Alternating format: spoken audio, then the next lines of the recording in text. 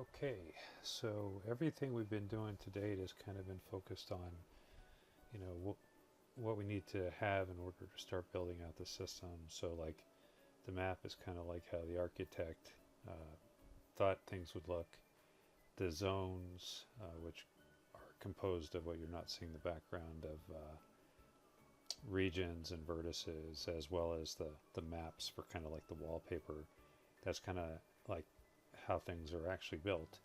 And now we're kind of going to make the transition from that into how they're actually used. So as we do the installation in a facility like the second floor, room 6, might be called like room 206. But if that's in the NICU ward, that might be called the teddy bear room. And so you'd be using a trigger to identify that, and then you'd have different types of behaviors that you would associate with that trigger, like while something's in or out of that room, or when it enters into or exits out of, or does a cross. It does an on enter and then an on exit within a certain period of time, then you would want to get that information. So that's what this alpha new trigger demo is about. Okay, so we're going to paste into here some information that we know to be correct.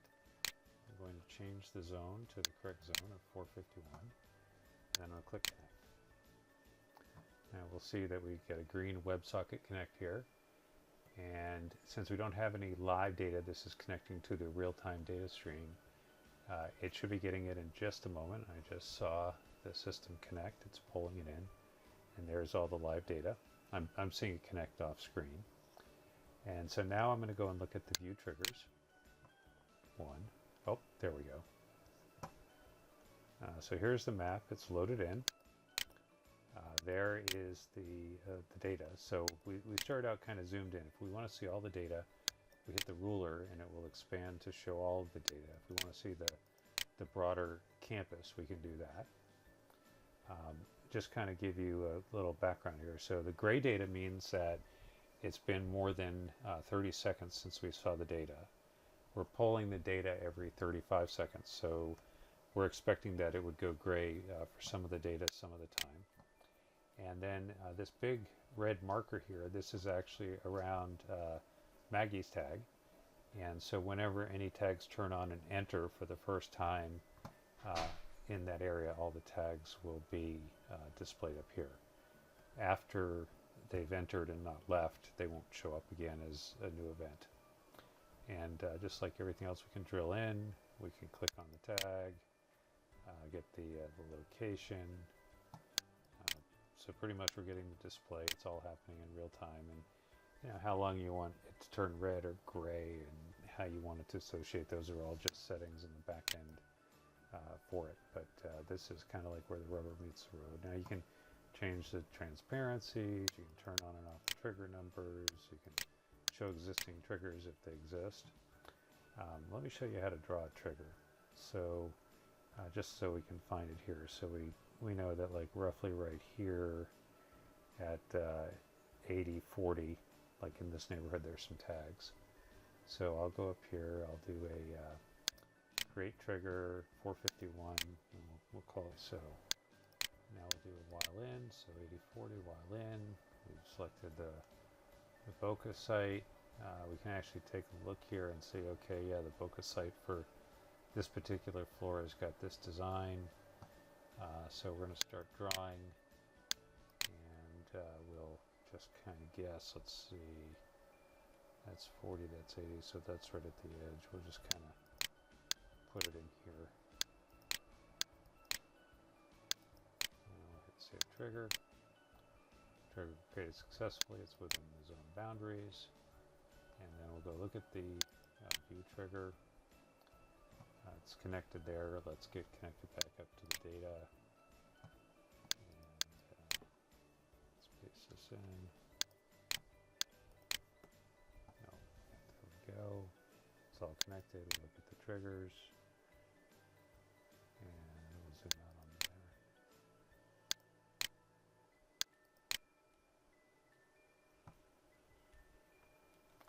And we can see the data populating in. We've got the tag, it's inside of the zone, it's showing up. right here at the very edge of the zone. And it's showing up there, and it's the zone I'm actually referring to is the trigger. And because triggers are just like zones, but triggers are just drawn.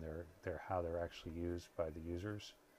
So we got Maggie over here at 182. She's going to generate some new events, and then we've got these 3 tags and 4 or 5 tags that are turning on, and others as they turn on and off. And since it's while in, we'll get a message from there every time it turns on. For that trigger, we'll get a message that it's in the zone. That's how triggers work. I have a tool here called the simulator demo, and this is where we could actually say, hey, I want to generate a single tag to test out the system. I want it to last, I don't know, 3,000 seconds. I'm going to put it into, I'll actually put it into this map here, the 230325 CL1 map, and we'll call it Sim3. We'll have it come on every quarter second. Let me turn off the auto scroll. We connect to the WebSocket, which is the real-time WebSocket. Get that whole message there.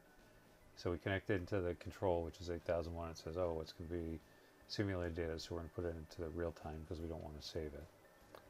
And then that's the connection that goes on right there. And then we hit start simulation. And then as we scroll down, we can see Sim3 is generating into that zone. And what I'm actually going to do here is I'm going to open up a new tab and go to the new browser here. We'll go to Alpha New Trigger Demo, and there's the tag, and then we'll go Sim3 and connect. Now we're connected to the data, and there's the Sim3. So what's nice about this is we can create events and then be able to look at those events in the simulator and see if we're getting data. So it's in tag 1, it's in 147, so Sim3 while in 147 is there. And then we have different shapes, because triggers don't have to be squares, they can be any shape that you want.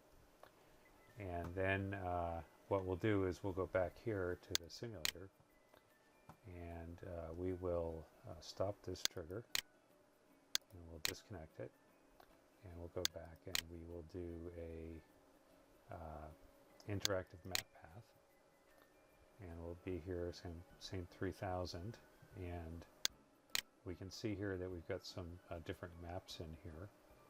And so I'll do a 4-corner test. We can load that. And so now you can see it starts here at point 1, goes up to point 2, goes to 3, 4, 5. And then it recycles. It's running at 0.8 of a second, so a little bit slower than one time per second. It updates and it moves at 3 feet per second. And it's tag Sim5 here. So we'll connect to the WebSocket, start the simulation. We'll go over here, the data subscription. We will I'm going to just give this thing a little reboot here. And we'll go here, and we'll go to the Sim5, and we'll connect to it.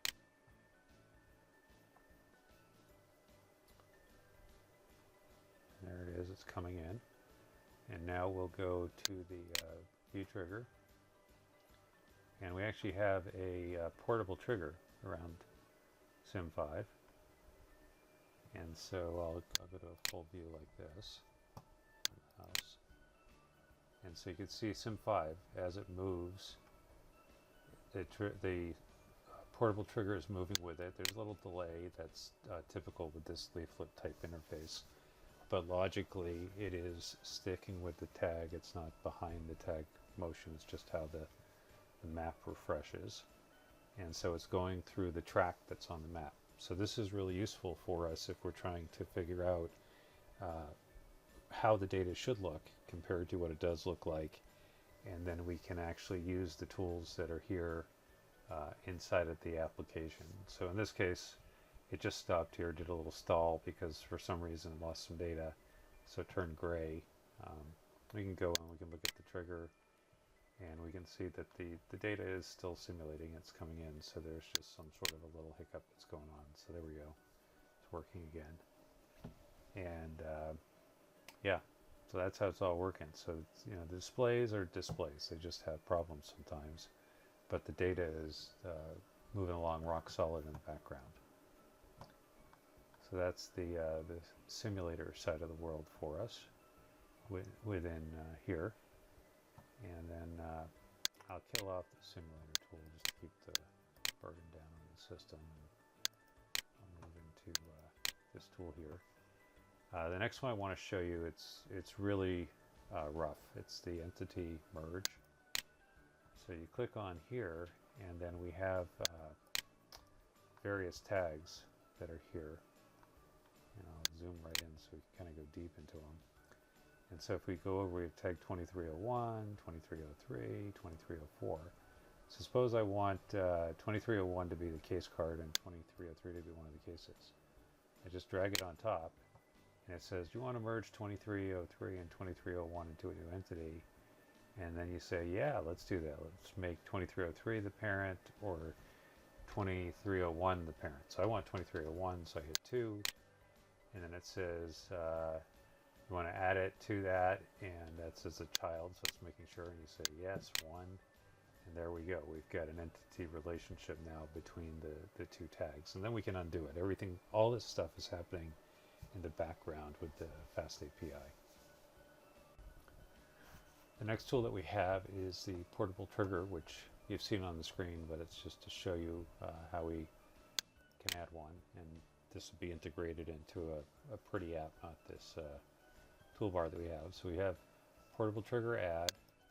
We always start out in a zone, but you know, tags can move from zone to zone. We just point where we're starting at, and as it moves, it changes zones automatically. So we'll put it in 417. It could be a real tag or a fake tag. So we have sim1, for example, and we can say it's a simulated device. And then put sim1 again. That's the tag ID versus the trigger. So we'll say sim1 on enter is what we'll do. We'll give it a 5-foot radius, 0 to 10 feet, and then we say on enter and create the trigger, and now it's created. If we go and look at portable trigger edit, we'll see the on enter sim2, and then we just hit edit. If we want to edit it, we can change the diameter, change the zone, and anything like that. And again, like I said, when the tag moves from zone to zone to zone in the background, we actually update it, but this is just for the very start of it. So we can do that, and of course we can delete it. We can look at system events if there are any. And that's it for portable triggers.